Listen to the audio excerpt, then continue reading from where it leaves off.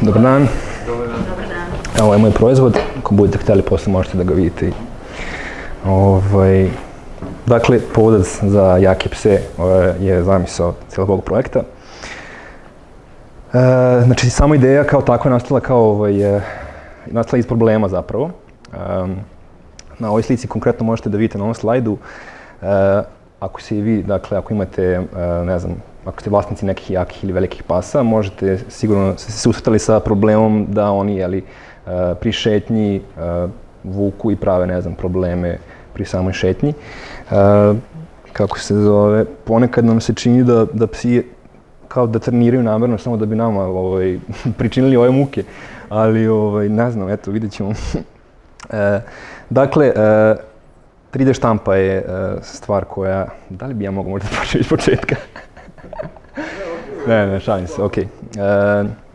Zamisao, kako se zove, da bi realizao ovaj proizvod moj koji sam zamislio, shvatio sam da moram da počnem od 3D štampe i onda sam se i sam upustio u zapravo samu problematiku gde sam ja kupio svoj prvi 3D štampač, jer drška je zamišljena zapravo, znači, iz, eto, plastična drška koja u sebi sastoji mehanizam koji zapravo amortizuje te kontrasile koje su proizvedene od strane vaših ljubimaca.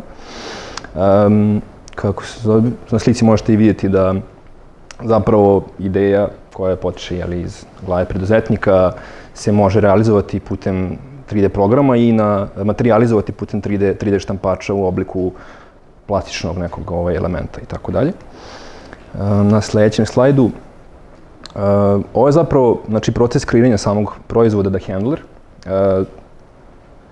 Ovdje možete vidjeti čak moj 3D štampač i kreiranje polutke od jednog od, kako se zove, stranica samog povodca. Ovo je konkretno moj dizajn, kako se zove, tako da dalje, da, prototipovi. Znači, s obzirom da se ja bavim ovime nekih godinu i po dana, proizvod je prolazio kroz razne faze i, da kažemo, eto, vidite na prvoj slici prototip broj 1 i prototip broj 25 koji je ovdje pred vama. Kako se zove, znači, prolazi kroz razne faze, testiranje i tako dalje. Znači, testiran je u više navrata i, kako se zove, ja sam ciljao da se zapravo, da ne bude samo našminkan proizvod, nego da zapravo proizvod radi ono za što je namenjen, znači da bude, kako se zove, koristan, znači ne samo da bude, vreme. Testiranje, da, u ovoj fazi možete vidjeti da je proizvod testiran, ovdje imamo Dogo Argentino i Dobermana, kako se zove, sa desne strane, i Vučijaka tamo imamo gore. Da, zato sam kod vas ovdje trenutno, meni je potrebno finansiranje da bih izneo ovaj proizvod na tržište, tako da to je to. I ovdje možete vidjeti dizajn, odnosno predlog za dizajn The Handlera.